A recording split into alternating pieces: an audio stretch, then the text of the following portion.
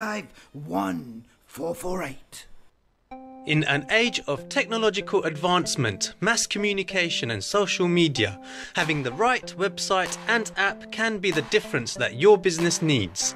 AppSite Tech are here to take your business to the next level. No matter how simple or how sophisticated your requirements are, our technicians will work with you to create a bespoke website and app for your organization.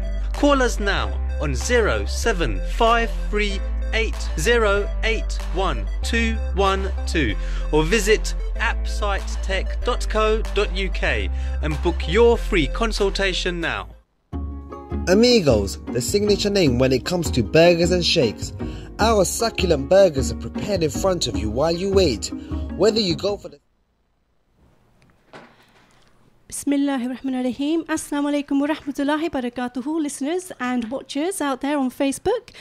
My name is Khadija Atkinson, and I'm one of the hosts today for our amazing show that we've got lined up, which is actually specifically for reverts or converts, however you refer to yourself. And with me today in the studio are, go on guys, you introduce yourselves. Brother Rafiq. I'm Breen. Rabia.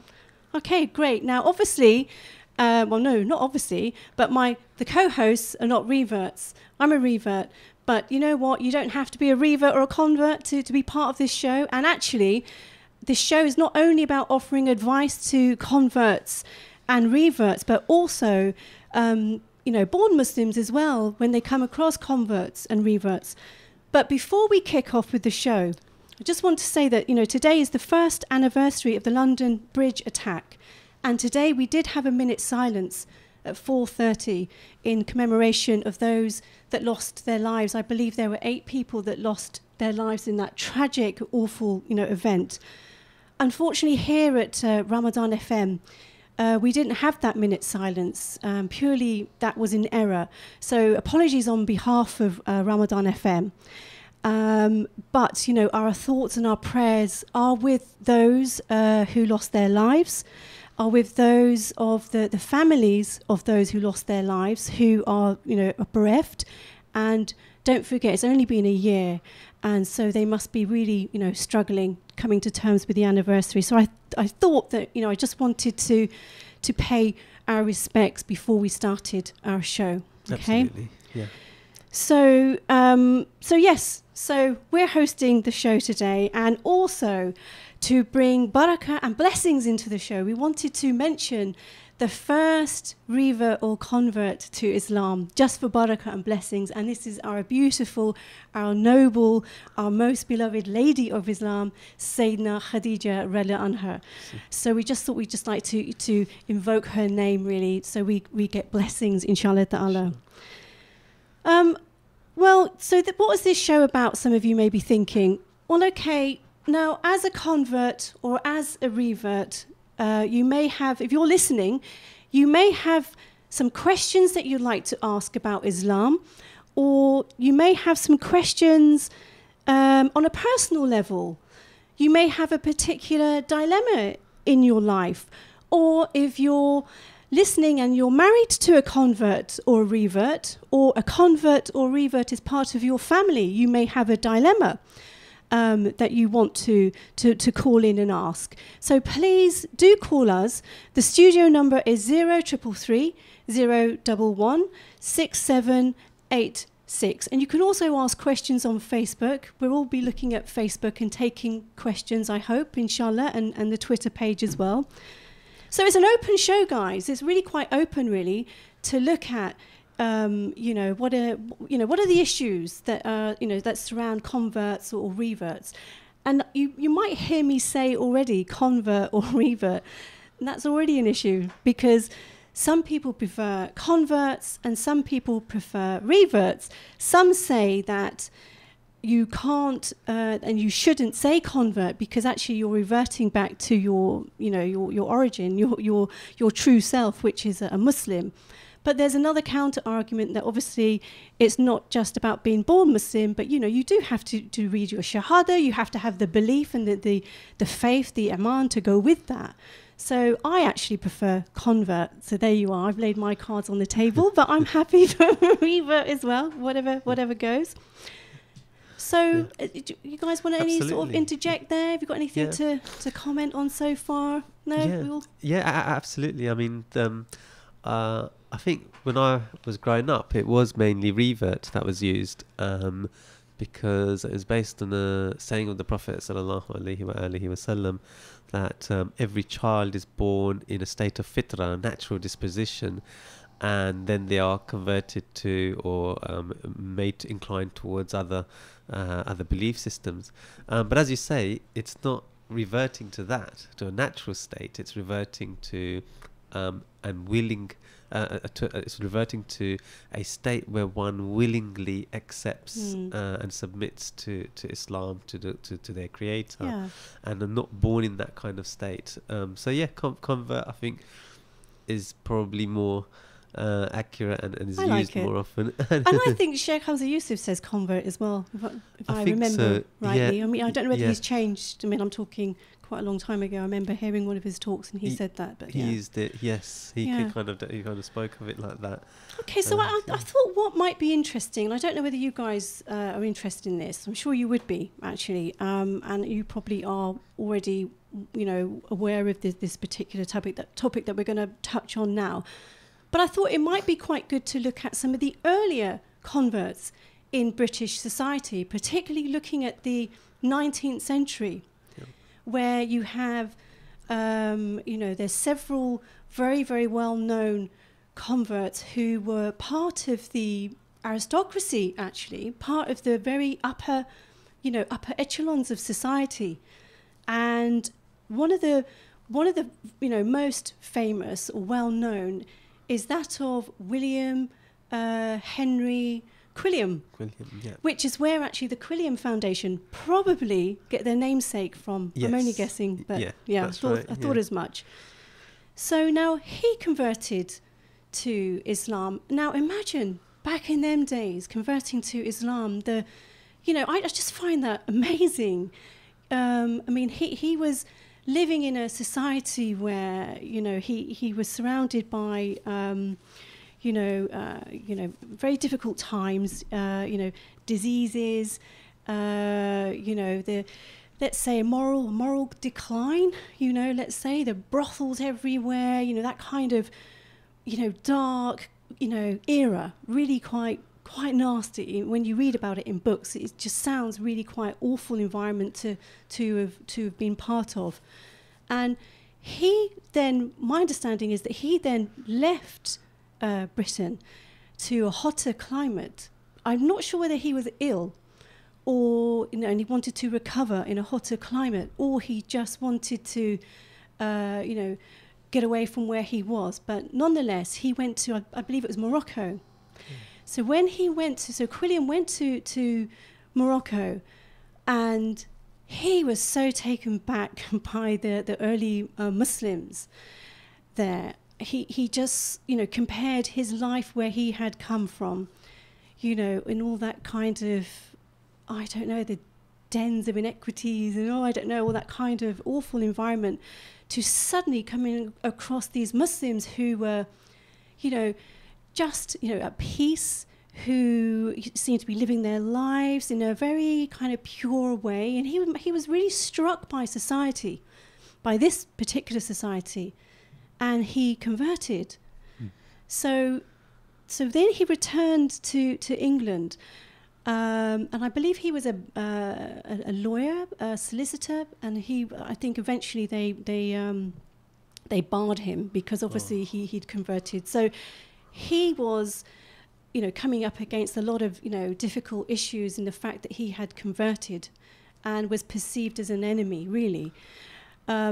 But look at this, right? The dawah work, even then, because we talked a lot about dawah, giving dawah, propagating Islam, and back then, he wrote this magazine called The Crescent, and it was from a very sort of scientific perspective, because that's really what got people interested. And when I say people, I mean the educated, the wealthy, the people in the high society, which is where the circles that he was moving, among. So he, wrote this magazine, and he was really propagating the ideas around Islam and science and trying to get people interested and teach them about Islam. And he set up the first Muslim centre in Liverpool. SubhanAllah, I just think it's so interesting, and I urge all of the listeners to really Google Quilliam, William Henry Quilliam. There's plenty of documentaries out there. Just have a look for yourself. It's really, really, really fascinating. So several years later, he left Istanbul with his son and was never seen again. So there's a bit of a mystery there. Yeah. And then we'll just give quick mention to another famous Muslim called Marmaduke Pickthall. So just want to come in regarding William Quilliam. Yeah. And that's a tongue twister, right? Yeah, that was totally William Quilliam. Unplanned. That's why I put in there William Henry Quilliam. Yeah. And he renamed himself Abdullah. Well, he had a few names. Oh, okay. He had a few. Okay. Yeah. Yeah. And I'll come on to that later. Okay. Yeah. But you're absolutely right. He did. And he had did he not have a title of Sheikh al-Islam of Britain? Yes. Some sultan gave him this grand title because he was a great propagator of Islam. SubhanAllah, it's just amazing. The Sultan of the Ottoman Empire at the time bestowed the title of Sheikh al-Islam to him of the British Isles. Yeah. And that is amazing. The highest authority and British born and bred, from the country. Amazing, really. And for the Ottoman Sultan, who's meant to be the leader of the Muslim Ummah, to bestow that title, it speaks volumes. It does, absolutely. SubhanAllah, it's really interesting. I was just going to say that he had opened a centre in Liverpool, and that was a mosque.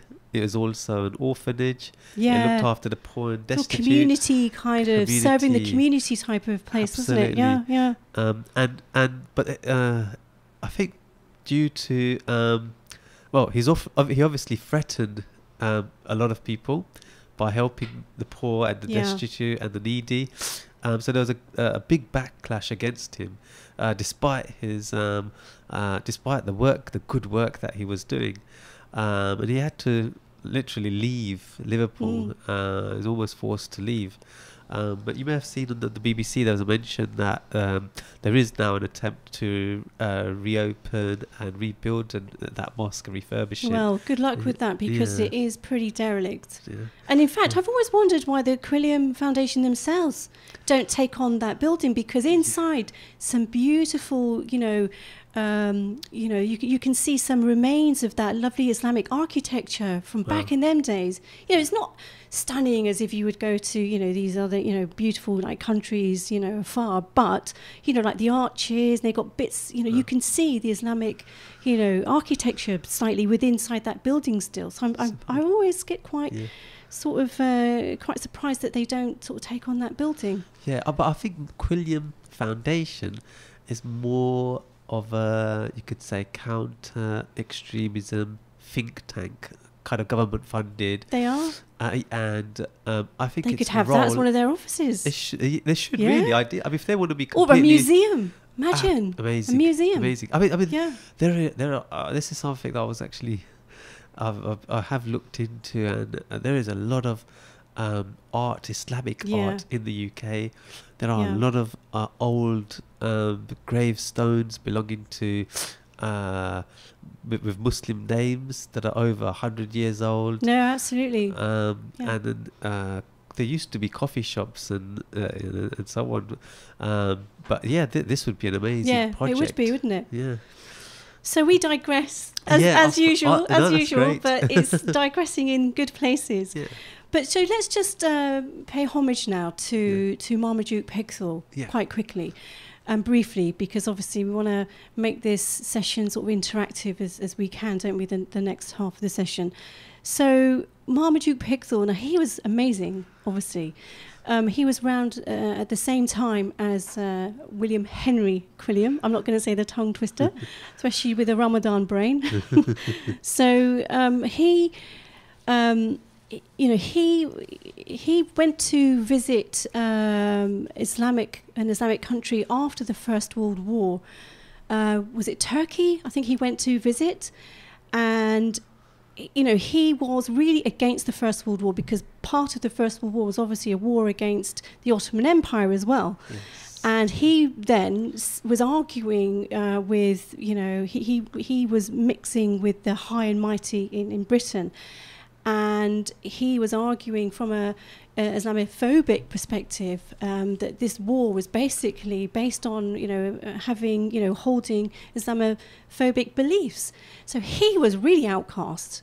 Imagine saying those things in that time, in that era. People kind of thought he was definitely the enemy within, and how can this, it says actually on one of the documentaries, this pucker gentleman going native, it's like shocking, and that was, I think he hadn't converted then. So at the time that he did convert, he ended up leaving to go to India, where he wrote, I believe it's the first English translation of the Quran. He put all his skills in being a novelist into, writing, into translating the Quran. Imagine. And in fact, when I first converted, it was his translation of the Quran that I read, and I didn't know anything about him. Wow. So I've still got it. It's Marmaduke Pixel Quran. It was really, really interesting, but it's very difficult to read. It's lots of these and thous and thys, and which obviously wouldn't have been difficult in them days to fully understand and digest. But I just think that's beautiful. And just let me just end with him in that he came back. He returned back to UK, and he was dying, and he wanted he wanted to be buried next to this unmarked grave of this man called, and I've forgotten the name, okay? But it turns out that unmarked grave was the grave of William Henry Quilliam. So he returned from Turkey and changed his name and lived incognito. Yeah, subhanallah. It's interesting, isn't it? Wow. And so, It's Woking, I think. It's Woking, Mosque, which was the first, the oldest mosque in Britain. Yeah. Even though I would have thought it was the one in Liverpool. I think there's one even before that. Really? I mean, I've been looking into this.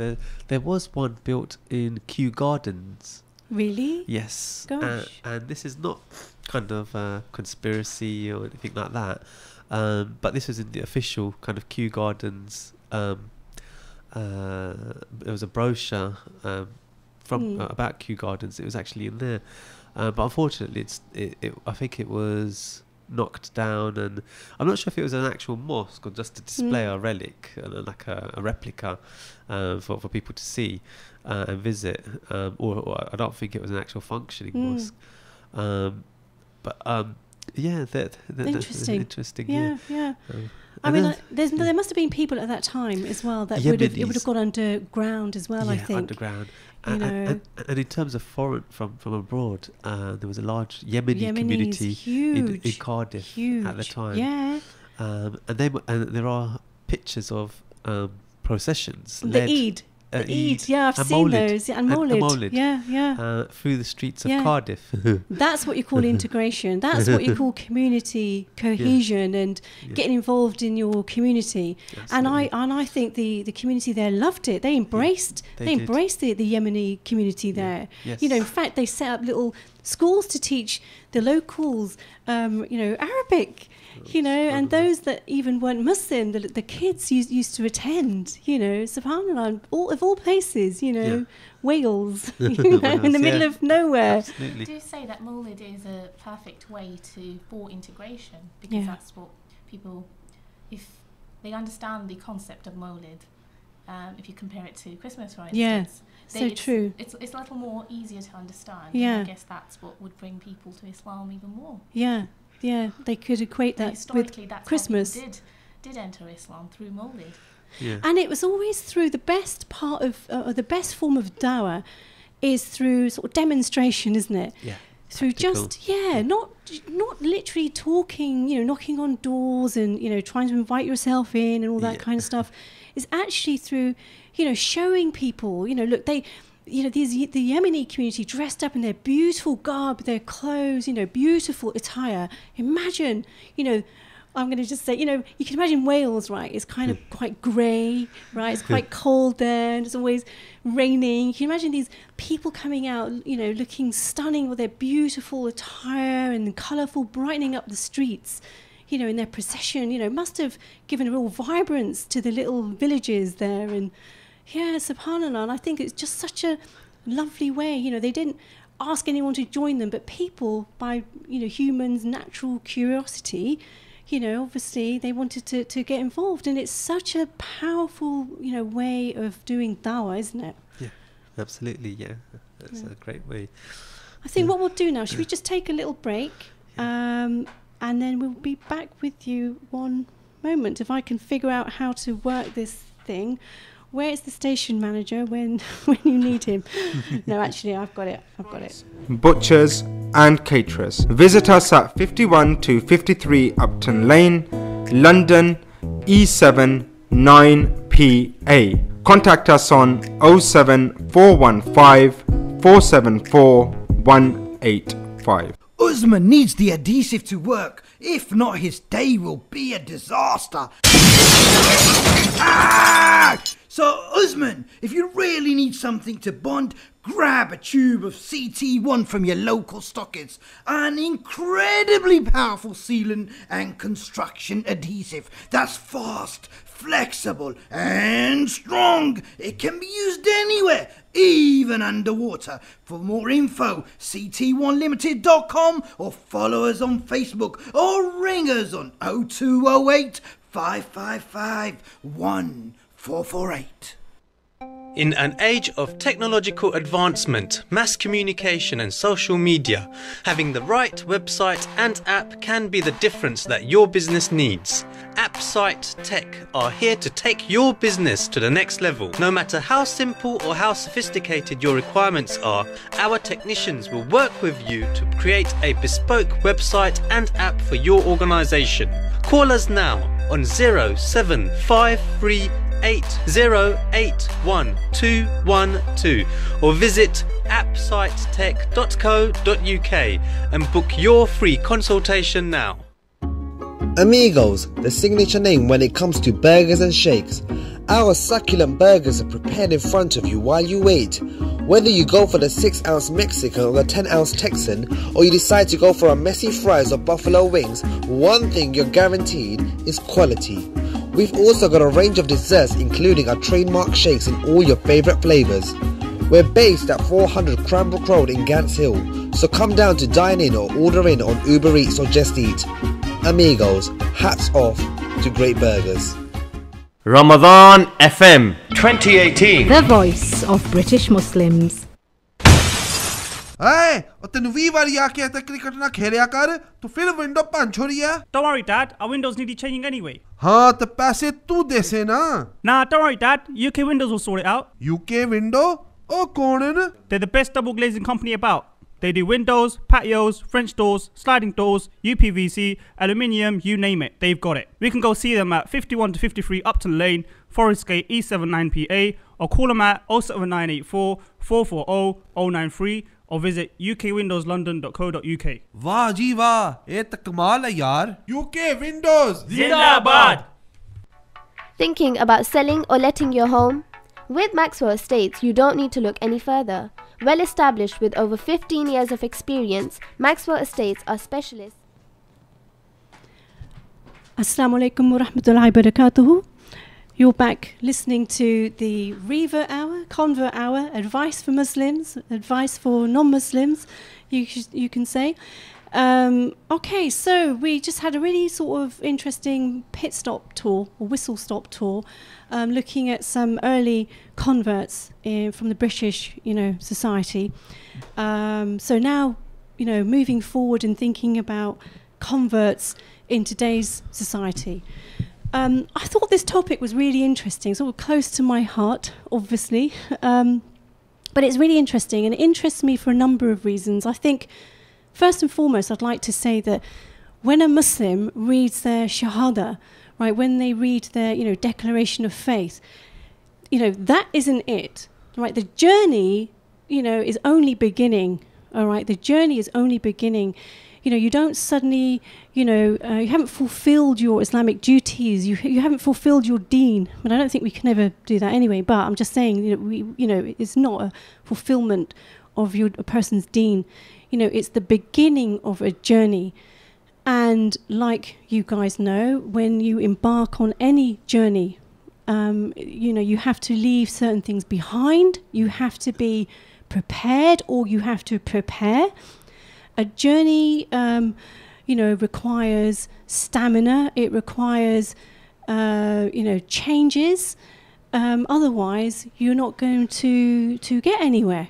To be quite frank. So challenges, I guess, to overcome as massive challenges. Look, the thing is, because absolutely, family, friends, and everybody's different. Yeah. Everybody has a different circle of friends. Everybody has a different type of family, where some might be more accepting than others. Some might be more challenging than others. It's just completely different. So everybody's journey is going to be different, completely different. And what I would say to any new convert is that take your time, take baby steps, literally, because it's a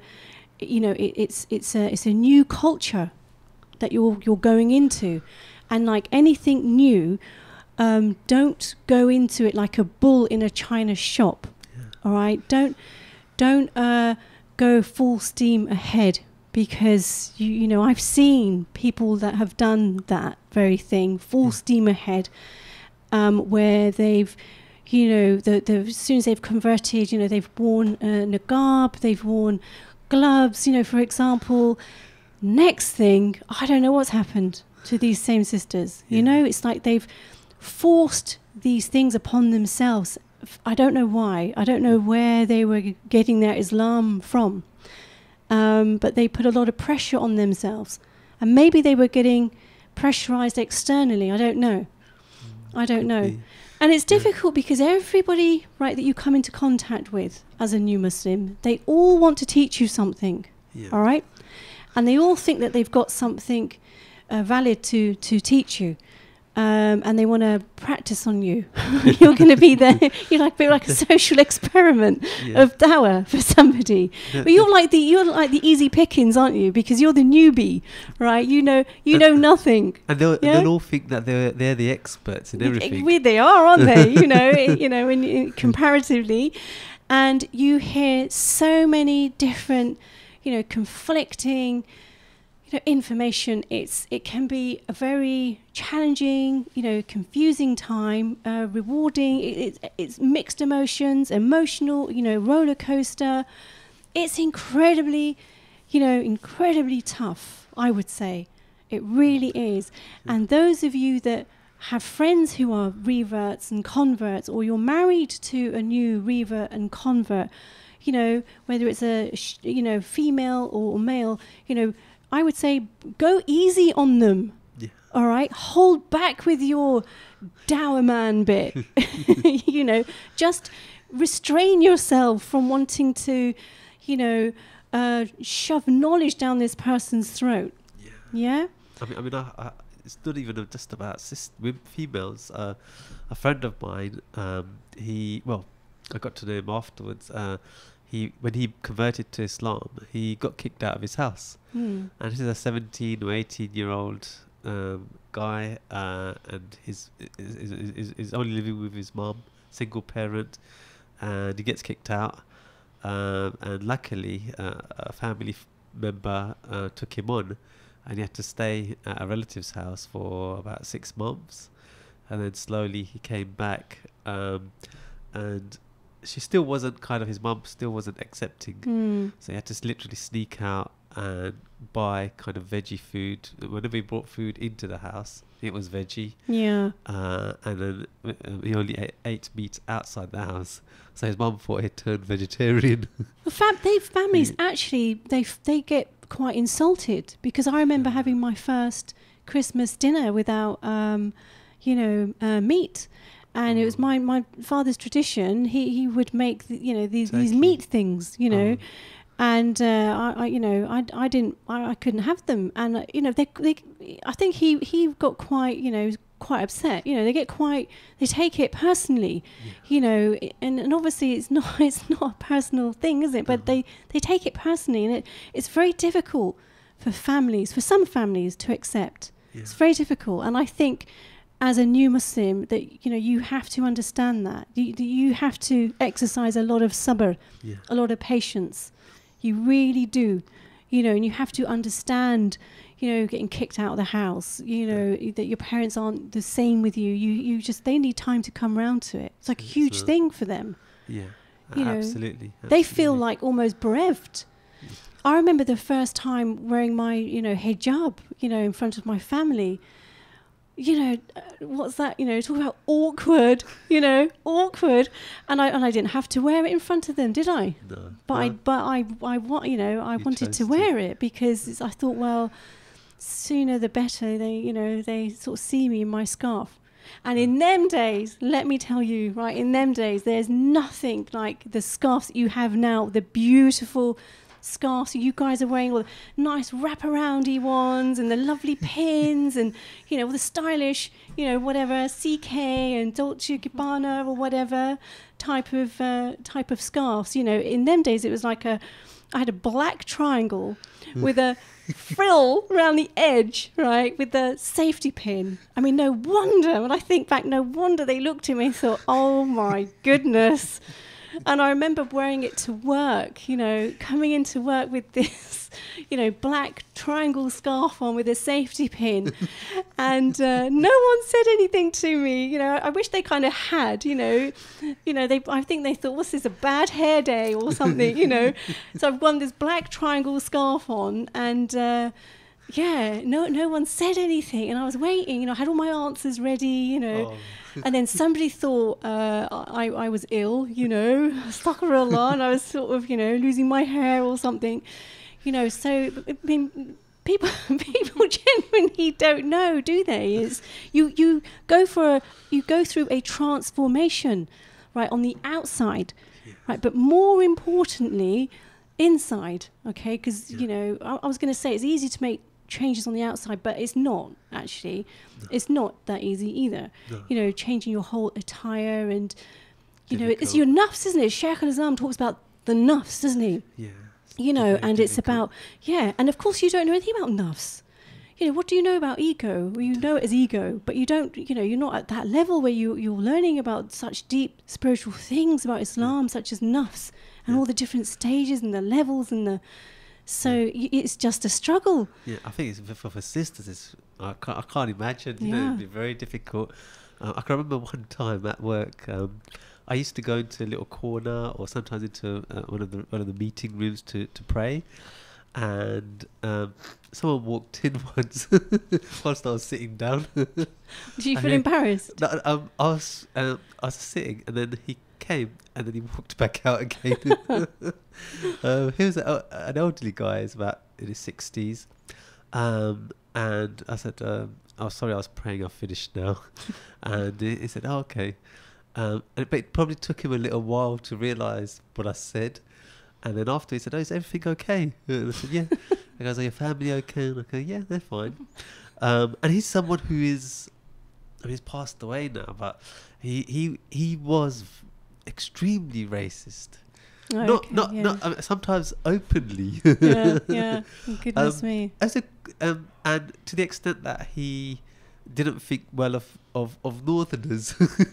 Oh, all right, to that extent. Yes. The North and South divide. Yeah.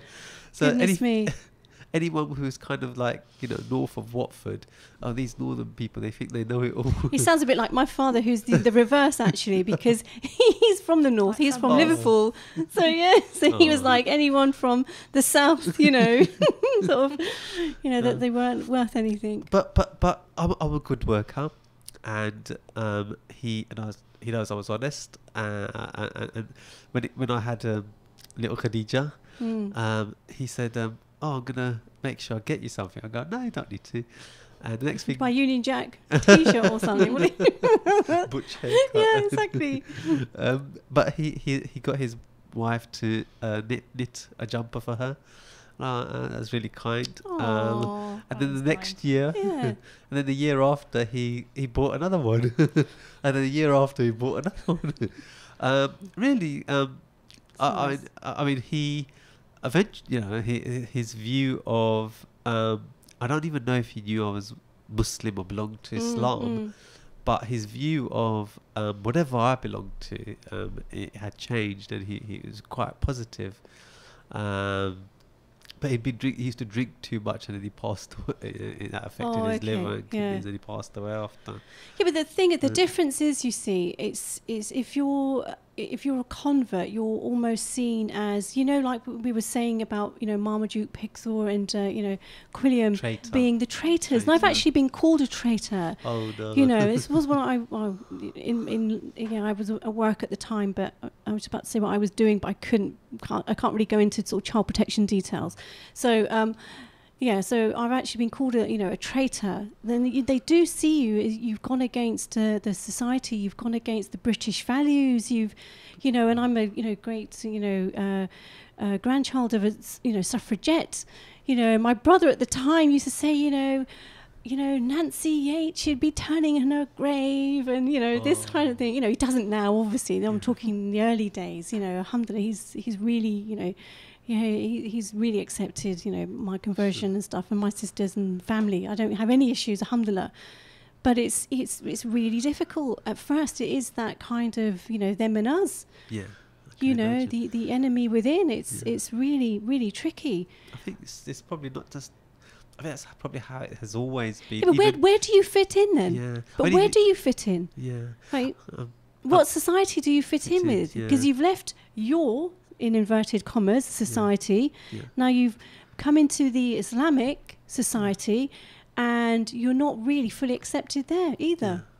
Yeah. And I guess that challenge has been there for example, in the Indian subcontinent, when Islam came there. The early Muslims had a terrible time. They were oppressed. They were arrested. They were killed off sometimes. Yeah.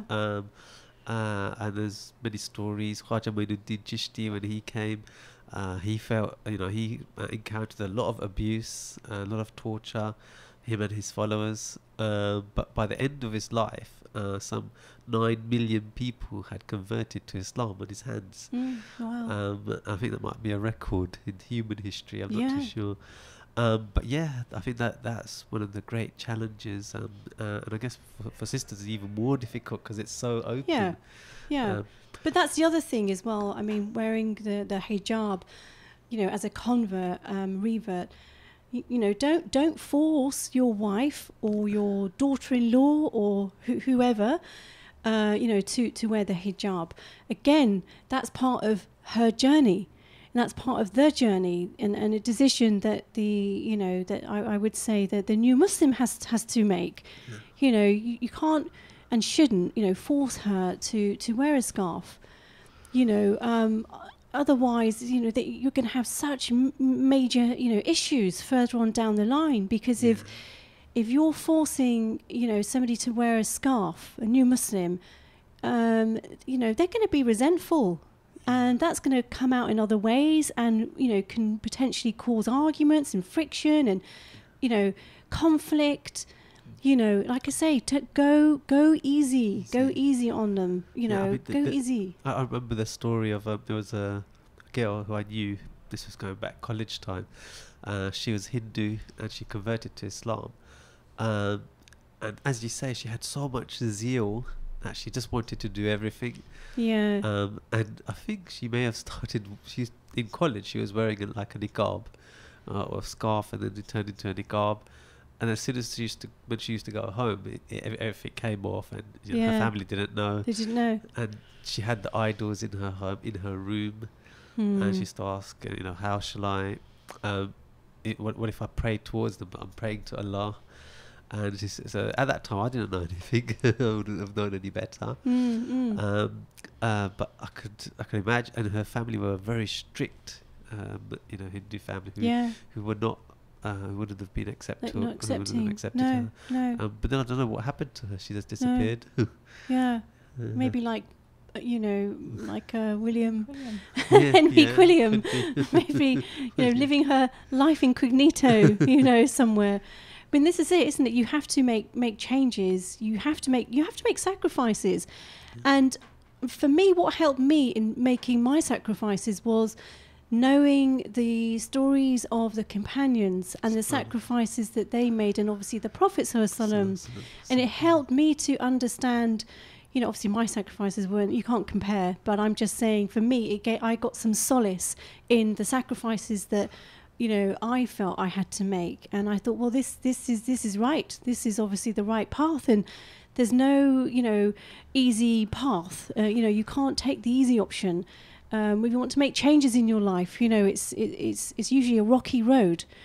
Yeah. It's you can't have a straight and easy kind of smooth journey. When does that happen to anybody? It's not. And why should it happen as well? If you're making changes in your life, then you have to accept some hardship. You really do. And I think those people that don't accept the hardship and they don't accept the challenges, I think they would really struggle. Really, really seriously struggle if you think, because in British society, well, not British, but in British non-Muslim society, I should say, I don't think that there's any sort of concept of sort of struggle and hardship. Yeah. You hear those sayings that you live life to the full, you only live once. They just want to, most people anyway, that's how they want to live their life. So there's no real concept. Why do you want to, make something difficult for yourself? Why do you want to have hardship in your life? That thing doesn't really kind of exist. So there's a lot of psychological changes that are needed in terms of changing the way you think. Can you imagine having to change the way that you think to change your your beliefs, and then obviously your actions, and then obviously how you feel. Even you have to change obviously your desires, your wants, your needs, don't you? And even as a born Muslim, you do that. Yeah. And during Ramadan, it gives us the space to kind of refocus and to do get away from our desires. So you can obviously understand what I'm saying. It's not just as a born, as a non-Muslim, as a revert, is it? It's kind of, But I always think people always say to me, "Oh, I'm so kind of." They're so envious that I'm a convert, and I feel the same about them. I get really envious of born Muslims. I think, well, I wish I was born into a Muslim family, and I find that really strange that people kind of say about converts, oh, you're so lucky, and you made a choice, and it's almost like I don't know. For me, I wish that I was born in a Muslim family. You obviously accept your. That wasn't the case, but I can't really sort of grapple with that, to be honest. I really can't. And another a piece of advice that I would like to give to Muslims who are dealing with non-Muslims is that don't fire lots of questions at converts and reverts. Right, just hold back on things that you might want to know, right? Just, I'll give you a classic, right? People always want to know, so what was your name before converting, right? Before reverting? I always think, why do you want to know that? How's it going to benefit you if you know that? What's the, why do you want to know? And it's just like little things like that, kind of, I just think there's some things, there's some, have some etiquettes, just... Yeah. Don't go delving into that person's life, or in one go. Get to know that person first. Yeah. Just get to know them. You don't have to know all the ins and outs, and did you do this? Did you do that? Did you eat this? Did you eat that? I'm thinking, why do you want to know? It's like some morbid fascination. It's like really bizarre. And I'm thinking, are you happy being Muslim? Are you really happy? Are you kind of thinking that, you'd like to live a particular life and then convert? Or what is it that you, really are asking? I think what's interesting is that born Muslims sometimes expect this spectacular story of conversion or revert. Curious. And so it's curiosity, Yeah. really. And most of the times I find that the reverts or the converts, whatever that you want to call them, just come up with a very basic answer. Yeah. Oh, I just read about the Prophet, or I read the Quran. Yeah. And people generally expect this amazing, elaborate transformation, which most of the time it seems it's not that. It's just a trigger sometimes. It could be anything. Yeah. It could be listening to a nasheed, it could be listening to the Quran. So that's my experience of asking. Yeah. But that's me asking Yeah. about what led you to it, as opposed Yeah, to what I think happened those kind of questions prior. are fine. They're fine, but it's kind of like the other stuff, isn't Yes, it? I think that's a bit, yeah. I think, unnecessary, I would say. There's Yeah. no real reason. And for do you know that. why I think, why I don't really like all those types of questions? Because I think, as well, in terms of, the whole concept of haya, modesty, Absolutely, yeah. to me, I think it's linked, right? Because getting to know someone's name pre-conversion it's not immodest, right? It's not immodest, but it's part of that person's modesty as well. It's like, do you know what I mean? Maybe they don't want to be known by that name. Maybe they I don't know. There could be so many different reasons. Maybe they don't want to talk about, their past life. Maybe they don't want to have that connection. Maybe they, they're happy, where they are, and they're making a life for themselves. I don't know. It could be hundreds and thousands of reasons. But I'm just saying, just be mindful when you meet a new Muslim of the sort of questions. I mean, obviously, I'm interested in why people convert and. And the lifestyles people lead, and generally I've got like a natural interest in people anyway. But I just think just be mindful on what we say and how we say it, really. Yeah. But that's a real bugbear of mine. So what was your name before you? It's a real bugbear. And I'm going to make up some elaborate name next time. But, In terms of, I'm digressing a little from your discussion, but in terms of demographics, it's really interesting because you get converts or reverts from all different backgrounds and cultures. You do, yeah. And so I find that so fascinating that it's not for just one culture or one religion, coming from one religion rather. So I find that quite interesting as well. I was listening to a sheikh talk about this and saying that if there was just a demographic, then of course we can send Qur'ans to that particular society, or it's and I find that so fascinating that you can't force, again going back to your topic of you can't force people or you can't impose your opinions on anyone. It just happens. No, absolutely. And it's such a massive blessing, because obviously it is a struggle and it is difficult and you do make sacrifices, and and everyone's at different kind of levels with that and different understanding. We do have a call, so should we just take this call? Yeah.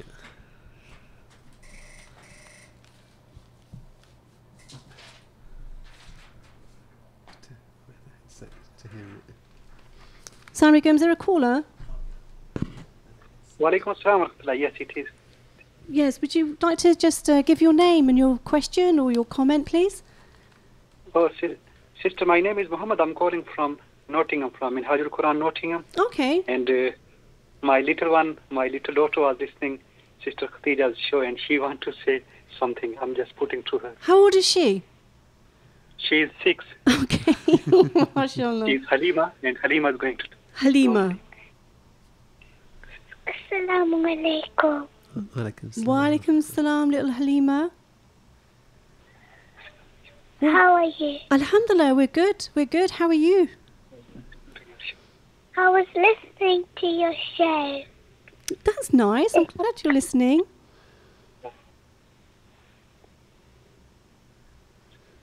It was good. It was good. It hasn't finished. You can still carry on listening. I'm still watching. You're still watching?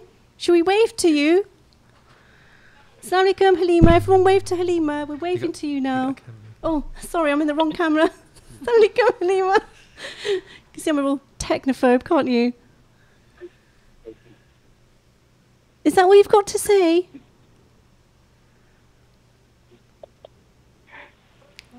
Okay. All right then. Assalamu alaikum. Good office, Halima. Oh, that was sweet, wasn't it? It's typical me turning around, waving the story of my life and technology. Yeah, I think just as you, Sister Ambreen was mentioning, I think, including myself, I wouldn't know where to start. Like, because we've had a few people who become Muslim at Minhaj al-Quran in London. Yeah. And where do they all go? Right? Where do we start? Yeah, but where do they all go? We don't, kind of offer a full kind of support for people that convert. I've been living in London now for how many years? Okay.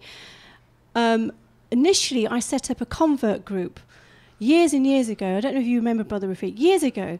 But there's nothing really available sort of, locally for converts. And this is another thing. This is something else that's so needed. Like convert coffee morning, convert revert coffee morning, just to get together. How are you? Maybe share some, information, just something informal. It's really, really important. Sorry, you've got me on a tangent there. No. So what were you saying? Right. Yeah, absolutely. I mean, even when it comes to prayer, when do we introduce it? How do we introduce it? Just as an example, we had a young man who became Muslim a couple of days ago. Yeah. And the Imam of the mosque, he asked Sheikh Muhammad Sadiq Qureshi. The young man took Shahada in his hands and he explained, Sheikh Sadiq Qureshi explained to him about the basics of Islam, and then told me to perform ablution with him. And we both performed ablution together. It's a good idea. Yeah, and he's actually been fasting since the Ramadan started. Wow. He became Muslim a couple of days ago, but he's been fasting from the first day of Ramadan. So I don't know what level he is at and when to talk about prayers. I'm sure he knows about the 5 times prayers. Any advice in that respect? I think ask. I would always ask. What I tend to do is, the converts that I meet, I've got a recording that reads through the Salah, and it's something that was done for me when I converted. Somebody recorded the Salah for me, and it was so easy. So what I did was I listened to it. Them days it was a tape recorder, so I had the tape recorders in the car going to work, listening to it, and just that Pakistani rata rata fashion. That was me, learning the Salah. I had a book as well. So when I was praying, I had like a little biddy, like a stool. So I had a stool there, and I'd open the page of the book, and I would do all the actions, and then pick up the book, and I would read, and I would pray, and that's how I did it. So I had my book, and then I had my recording. So people are different learners, aren't they? Some are more visual, some are more, they learn in other ways. So it's about asking a convert, look, I've got this recording, I can WhatsApp it you. It's really, would you find it helpful? It's the Salah, and it tells you what to do after, each, recitation. So it's really, really helpful and really simple. It's like an idiot guide, basically, which is, what you need, because everything just seems so complicated, and it's just an ocean of knowledge out there. And, if you could get lost in it all, and you could get quite confused. And even with children, it's the same, apply, I suppose, the same teachings as you would a child. So children are a bit different, I guess, because they're like little sponges. But it's the same sort of principle, like don't push them, don't put pressure on them. Just very slowly, there's this temptation, right, to give them 10 books of Hazul Sayyidi Shaykh al-Islam, right, isn't there? You know what Minhajis are like. So there's this massive temptation. Yeah, exactly. 2 carrier bags worth of, especially, Brother Safraz, right, if he's listening. There's massive temptation to go, there you go, I've cleared the whole bookshop out for you. That could potentially freak somebody out. And you'd have all these books and you wouldn't know where to start. So I would say, obviously, give them a nice prayer mat, really beautiful, nice one. I loved mine. I remember it now. It was red. It was lovely, and a nice compass. and obviously a nice Quran, the glorious Quran now, subhanallah, which is just beautiful. That I've got to give a shout out for the glorious Quran, because that has to be the best translation. There's no thee, thou, thy. No. Honestly, it is the best translation. It reads so beautifully, and it's like a story. It flows. It's you can understand it, and that's how it should be with the Quran, right? Yeah, and an MDP, Minhaj Dawah Project, Safraz, if Yes. they're fun. They've been sponsoring these. Yes. So that's exactly what Allama Sadiq Qureshi gave to this nice glorious Quran. New convert, a prayer mat, I think a tasbih, compass, I think. And one copy of the Quran. Yeah. We've just got some comments on this. Okay, do you want to read them out? Only if they're nice, though. No, they're all we'll good, ignore they're all the good. horrible ones. Yeah, go on. Sister Yasmin Ahmed, we were talking earlier on about asking questions, being inquisitive. We're talking to new converts. She just mentioned that being curious is a part of human nature. Yeah, Fair well, enough. this is it. But what happened? What happened to the cat? Curiosity killed the cat. But my point is, yes, it's curious. But you see, even in Islam, right, there's a point that you don't ask questions, right? And I learned that really early on. There's a point that you don't ask questions. And there's a beautiful story about some angels, and I can't remember it for the life of me now. And there was a, I bet you remember this, Brother Rafiq. There was a group of people that asked so many questions. And were they cursed in the end, or something happened to these group of people? But I can't go into the full story because I really can't recall all of it. But even in Islam, you should not. Yes, exactly. Ask questions. And yes, curiosity is definitely part of, a human nature. But at the same time, it's curiosity, and being mindful about what questions we're asking to satisfy our curiosity, and be curious about why you're asking the questions. Absolutely. Be curious this way. Yeah, that would be my response. Come on, sorry. Second comment from Sister Akila Ali. She said there is definitely a need for reverts to be involved within the community. Maybe we could have social events to attend and just share some people who they could share their experiences with, or maybe they do need people to talk to. So she's mentioned that. And then Brother Shu'aib Bilal, he's mentioned coffee mornings are a good idea. Yeah. So a couple of comments. Yeah, only with Lavazza coffee. Sorry, it's my favourite coffee there. No, absolutely. I think we should have some coffee mornings. And I think, look, for brothers and sisters, and with some, obviously, maturer people there as well, and get some sort of dialogue going, some sort of discussion, and some informal discussion. Yeah, absolutely. Yeah. Any more comments? That's it. That's it. Okay. No, I think that's obviously some interesting ideas there. So we're coming to an end. Sorry, there was one more. Okay. I'm going to pronounce this correctly. Sister Carly Gufri Jeffrey Hussein. She says, totally second you with the glorious Quran translation. Definitely the best translation yet. It's beautiful, isn't it?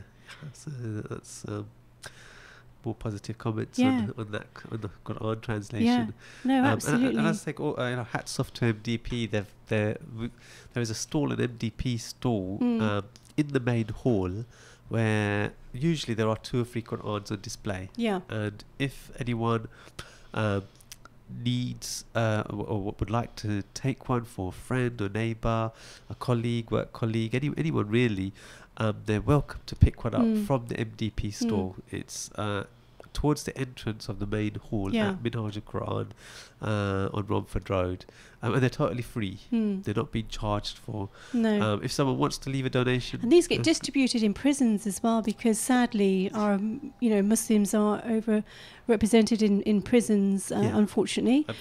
So, and I suppose we think about our brothers and sisters who are in prison during Ramadan, the months of Ramadan, and so these books are sort of distributed, the Glorious Quran and other sort of literature as well, I believe, free distribution.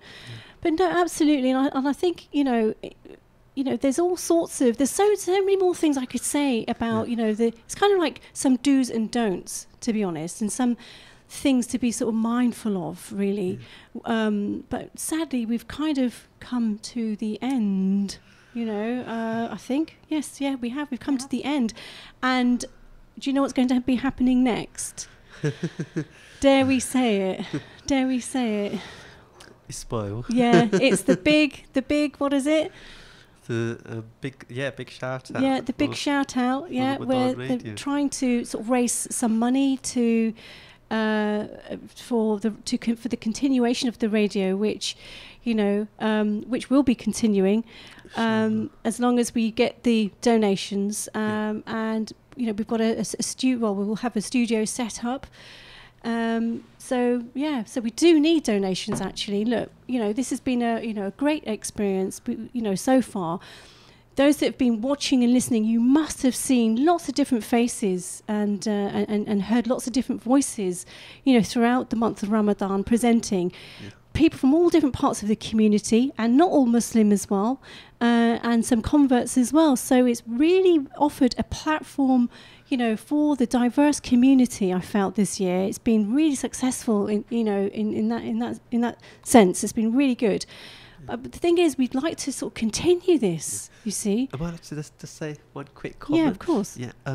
The radio station is extremely important for new Muslims as well, because they can be, because there isn't kind of like a setup, on what to do, on do's and don'ts. They can be prone to extremism. Absolutely. And extremists out there. Yeah. Because they will look for those people who are vulnerable or who are new to the faith. If you don't know anything, you won't know any better. Yeah. So you can just end up believing in whatever you're told, and it might be kind of extreme. It might be leading on to something else. Yeah. So that's why the role of this radio station is extremely important in that sense. No, absolutely. You're absolutely right. And I remember many moons ago, I used to listen to an Islamic radio station. And it was almost like my best friend. That sounds really sad, doesn't it? But I used to, love listening to the Islamic radio station during the month of Ramadan. And, I'd learned so much, and, it just used to keep me company. And, I absolutely loved it, and it can be, right, it can be a very, lonely time for some people. Don't forget, right, that they don't have anybody. All right, they literally don't have anybody.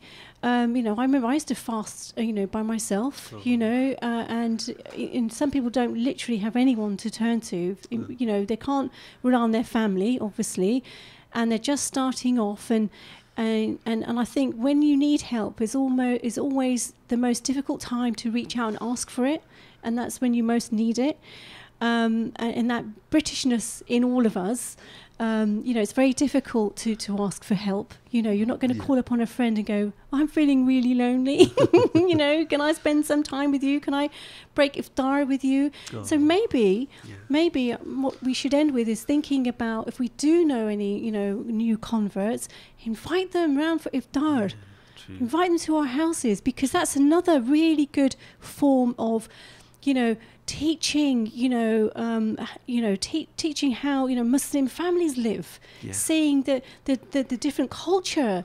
Look, we're not, because what, I thought that you couldn't have humor in Islam, and that was like the most saddest thing for me, Some Muslims still think that. That's so funny. That's so true as well. And then I came across, the stories of the Prophet ﷺ and all the jokes of the Prophet ﷺ, and obviously that's not true. But I remember, thinking, oh my goodness, that means no more jokes, no more laughter, and the people that I knew, they were probably like like that actually. But alhamdulillah, if you go and see some, experience some, some culture within Muslim families, you'll see there's laughter, there's happiness, there's everything. It's just completely normal. It's everything but, obviously, certain things that are, haram, So, that would be another piece of advice, really, is just to invite, give an invitation, to a new Muslim for iftar.